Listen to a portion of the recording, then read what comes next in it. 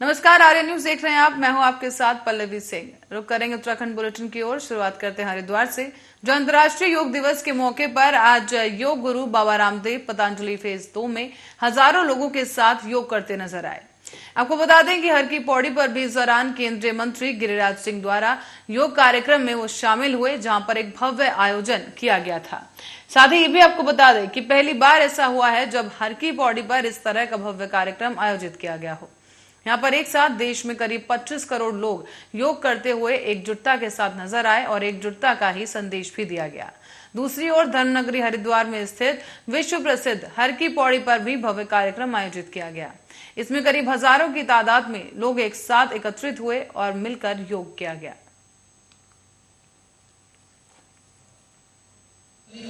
कार्यकर्ताओं को वो गौरव दिया कि आज घर घर में योग हो रहा है, उसका श्रेय पतंजलि को जाता है। ये सारी दुनिया कहती है हम नहीं करेंगे कि घर घर में योग हो रहा है, लेकिन इसको विश्व के स्तर पर गौरव देने के 177 देशों के समर्थन से इंटरनेशनल योग डे की अंतर्राष्ट्रीय योग दिवस की घोषणा, उसके साथ पूरे विश्व का योग में समावेश। इसके लिए देश के यशस्वी प्रधानमंत्री आदरणीय श्री नरेंद्र मोदी जी ने बहुत बड़ा पुरस्कार किया। हम पूरे पतंजलि योग की ओर से आदरणीय प्रधानमंत्री जी का दर्शन करते हैं।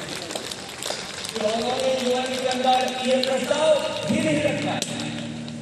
177 देशों के साथ इस समय देश की विदेश मंत्री आदरणीय सुषमा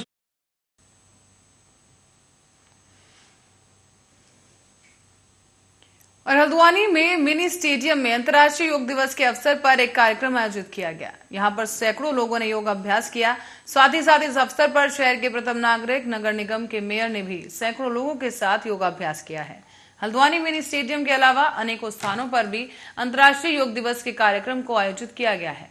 इसमें बुजुर्गों, बच्चों और युवाओं समेत सभी ने बढ़ चढ़कर प्रतिभाग किया। साथ ही अंतर्राष्ट्रीय योग दिवस के मौके पर मेयर ने भी कहा है कि योग से तन और मन स्वस्थ होता है, इसलिए सभी लोगों को योगाभ्यास करना चाहिए।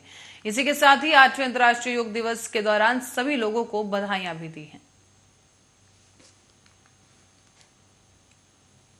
हरे कृष्णा। आप सभी लोगों को बहुत उत्साह से मनाया जा रहा है और मैं तो चिकित्सा अधिकारी हूँ, लेकिन मैंने इस बार योग भी किया है, योग से भी पीजी किया है। और मेरा तो जो पैशन है दैट इज़ योग ओनली। और मेरे ख्याल से हर इंसान के जीवन में योग की बहुत बहुत महत्वता है and it is the most important thing. अगर योग नहीं जीवन में तो कुछ नहीं। हम आए ही किस लिए हैं? हमारा मनुष्य शरीर क्यों आया है? हम क्यों आए इस दुनिया में? हम अपने आप को जोड़ने के लिए आए, अपने निज स्वरूप को जानने के लिए आए। ममेवांशो जीवलोके जीवभूता सनातना मनः षष्ठेन्द्रियाणि प्रकृति स्थित कर्षति। हम क्या है? सनातन जीवात्मा है, ईश्वर के अंश हैं। ठीक है, ये 15वां अध्याय का गीता जी का योग का श्लोक मैं आपके सामने बोल रही हूँ। तो हम सनातन ईश्वर के अंश सनातन तरीके से हैं, लेकिन हम प्रकृति के वश में होने की वजह से, इंद्रिया मन बुद्धि की वजह से जो हम कार्यरत रहते हैं, तो हम अपने निज स्वरूप को नहीं जान पाते। तो यही मेरे ख्याल से योग का मेन महत्व है, टू नो योग। 8वें अंतर्राष्ट्रीय योगा दिवस वो आज़ादी के अमृत महोत्सव की मैं सभी को बहुत बहुत बधाई देता हूँ।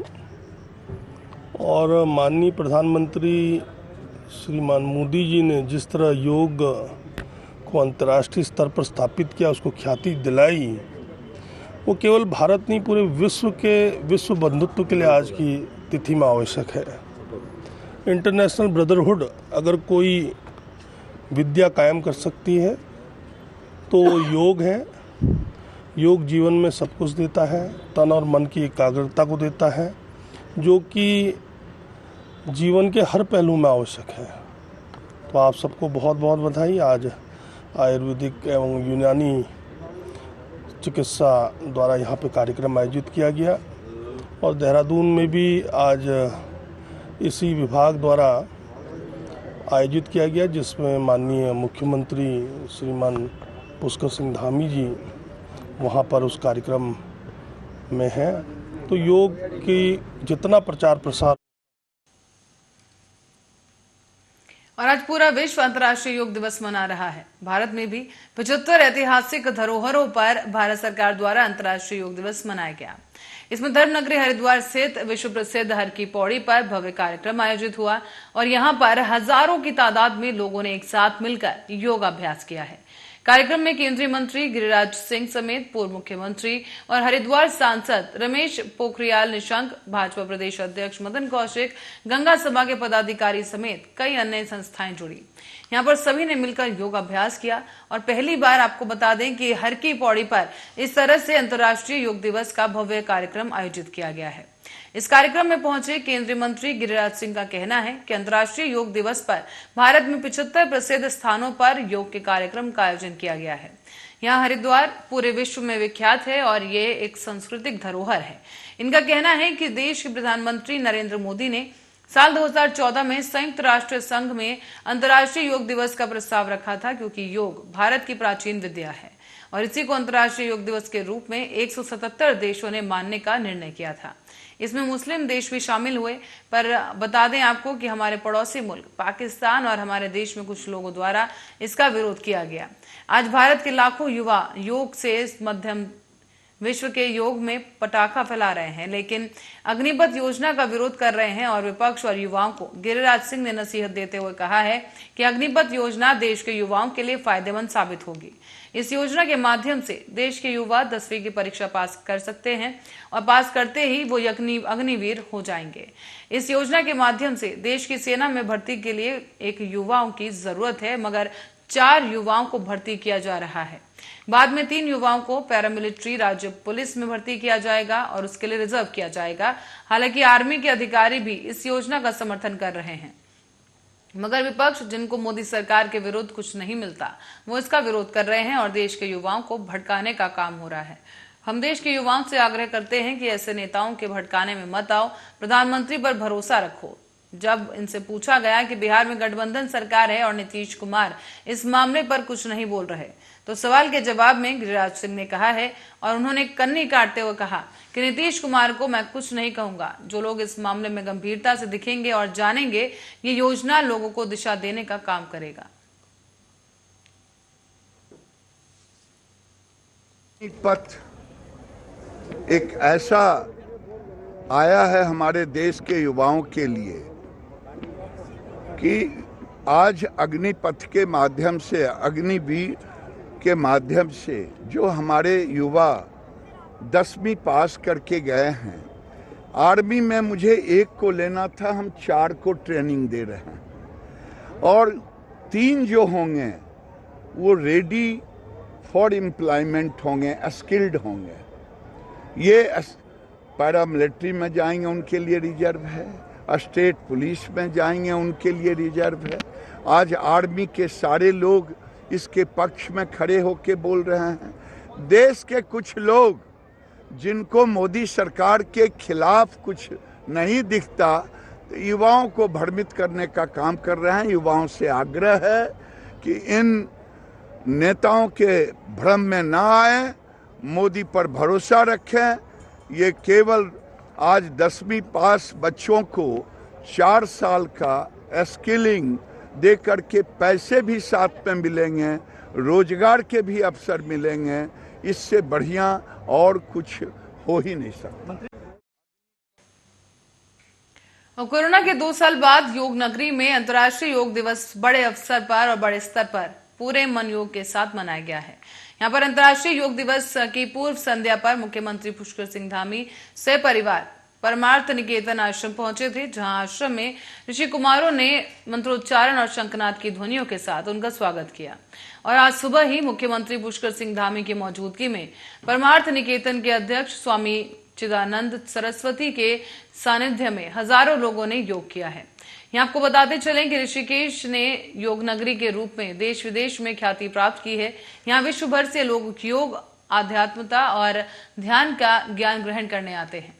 आपको बताते चलें कि ऋषिकेश में योग को लेकर लोगों में इस कदर जुनून है कि हर घर से एक व्यक्ति योग करता हुआ नजर आता है। यहाँ 5 साल के बच्चे से लेकर 70 साल तक के बुजुर्ग भी अपनी योग क्रियाओं से अचंभित कर देते हैं। ऋषिकेश में करीब 450 योग प्रशिक्षण केंद्र भी हैं।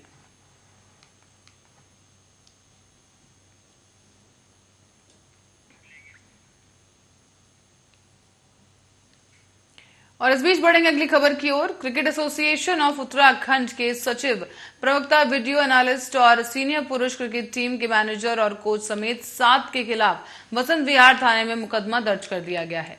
इन सभी पर उत्तराखंड की सीनियर पुरुष क्रिकेट टीम के सदस्य क्रिकेटर आर.एस. सेठी की पिटाई करने, उन्हें जान से मारने की धमकी देने और 10 लाख रुपए मांगने का आरोप है। ये मुकदमा वरिष्ठ पुलिस अधीक्षक जनजय खंडूरी के निर्देशन पर दर्ज किया गया है। यहाँ आपको बताते चलें कि पुलिस को दी गई तहरीर में इंदिरा नगर कॉलोनी निवासी वीरेंद्र सेठी ने बताया है कि उनका बेटा आर.एस. सेठी उत्तराखंड की सीनियर क्रिकेट टीम का सदस्य है।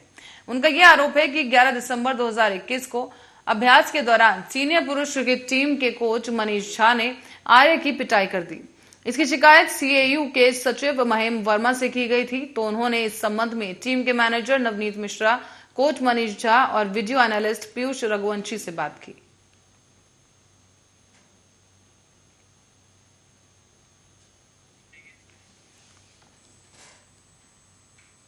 और इस बीच 8वें अंतर्राष्ट्रीय योग दिवस पर पतंजलि वेलनेस सेंटर हरिद्वार में योग गुरु स्वामी रामदेव के द्वारा हजारों लोगों के साथ योगाभ्यास किया गया है। अंतर्राष्ट्रीय योग दिवस पर प्रधानमंत्री नरेंद्र मोदी द्वारा आजादी के 75 वर्ष पूरे होने पर आजादी के अमृत उत्सव को मनाते हुए लगभग 75 ऐसे स्थानों को चिन्हित किया गया, जहां पर एक जगह पर हजारों लोग एक साथ योग करते नजर आए।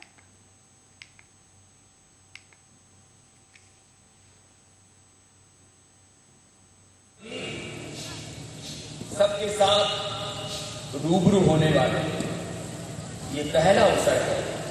75 वर्षों आजादी का 75 वर्ष देश मना रहा है।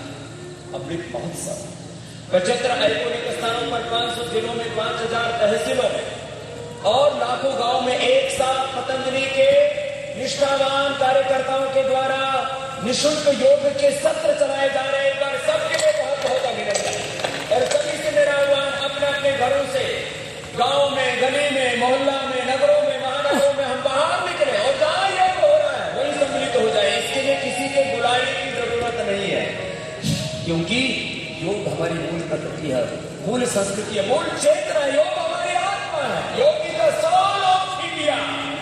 योग भारत की आत्मा है। योग पतंजलि योग पीठ की आत्मा है। एंड योग इज माय सोल। योग स्वामी रामदेव की आत्मा है। और मैं तो चाहता हूं कपालभाति करते करते अब सब लोग इस और प्रवृत्त हों, क्योंकि योग के सिवा और कोई दूसरा नान्य पंथा द्वितीय कहना है, जीवन का कोई मार्ग नहीं। और इस बीच कोरोना संक्रमण का खतरा अभी भी प्रदेश में बरकरार है। इसके बावजूद प्रदेश में एक दिन में 2000 सैंपलों की जांच नहीं हो पा रही। बीते 24 घंटे के भीतर ही 12 नए संक्रमित मिले हैं, जबकि 10 मरीज ठीक हुए। तीसरी लहर के दौरान कुल संक्रमितों की संख्या 93,195 हो गई। कोरोना संक्रमण के प्रसार को रोकने के लिए वर्तमान में सैंपलों की जांच काफी कम है। ऐसे में प्रदेश में औसतन एक दिन में 1500 सैंपलों की जांच की जा रही है। स्वास्थ्य विभाग की रिपोर्ट के मुताबिक सोमवार को 1156 सैंपलों की जांच रिपोर्ट नेगेटिव आई। 5 जिलों में 12 लोग कोरोना संक्रमित पाए गए, जबकि देहरादून जिले में 7, हरिद्वार में 2, चमोली और टिहरी, रुद्रप्रयाग जिले में 1-1 संक्रमित मिले हैं। 10 संक्रमितों ने कोरोना को मात भी दी। इन्हें मिलाकर अब तक करीब 89,459 मरीज ठीक हो चुके हैं। संक्रमितों की तुलना में ठीक होने वाले मरीजों की संख्या काफी कम है, जिससे सक्रिय मामले 160 हो गए। चंपावत और पिथौरागढ़ जिले में भी कोई सक्रिय मामला नहीं मिला है।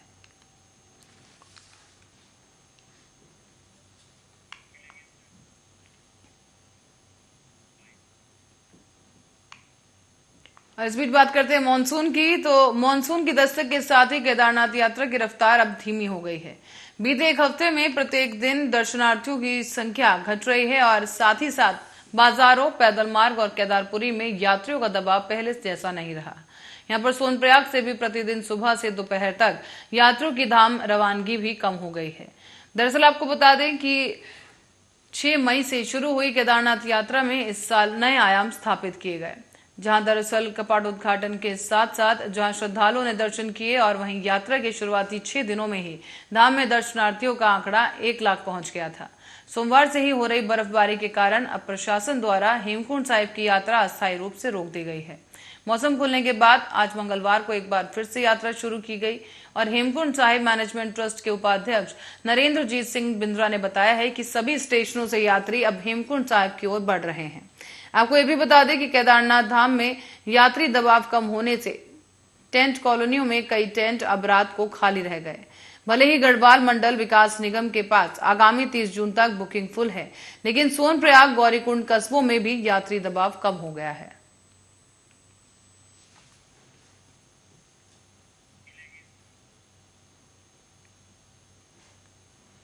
और इस बीच जहां पुलिस और एसओजी देहात टीम ने गैर इरादतन हत्या के मामले में आरोपी मध्य प्रदेश के एक लॉ कॉलेज के प्रधानाचार्य को गिरफ्तार कर लिया है। आपको बता दें कि कुछ दिन पहले ही कार की टक्कर से ऑटो में सवार छात्रा की मौत हो गई थी और चालक गंभीर रूप से घायल हुआ था। और अब परिजनों और स्थानीय लोगों ने जब कोतवाली का घेराव किया तो आरोपी के खिलाफ मुकदमा दर्ज किया गया।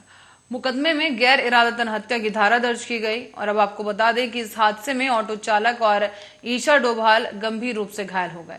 दोनों की सरकारी अस्पताल में इलाज जारी है और जहां से उन्हें एम्स रेफर कर दिया गया।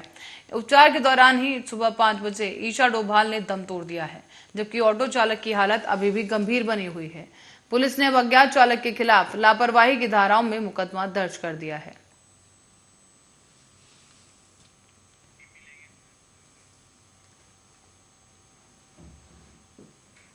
मौसम विभाग ने मंगलवार के लिए उत्तरकाशी, चमोली, पिथौरागढ़ जैसे तमाम जिलों में कहीं कहीं बहुत हल्की से मध्यम बारिश दर्ज की है।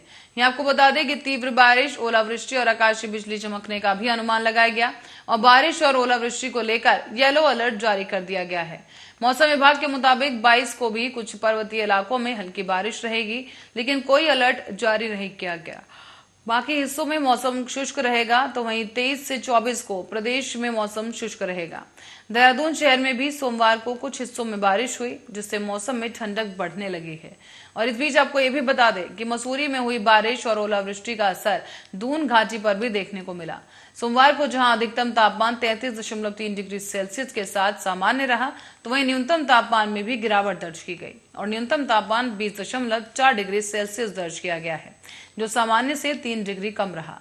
मौसम विभाग के मुताबिक अब दून में 22 से 26 तक फिलहाल मौसम सामान्य रहेगा। आसमान खुला और आंशिक बादलों से घिरा रहेगा। बताया यह भी जा रहा है कि अधिकतम तापमान में आने वाले दिनों में इसी वजह से तापमान में धीरे धीरे बढ़ोतरी होगी।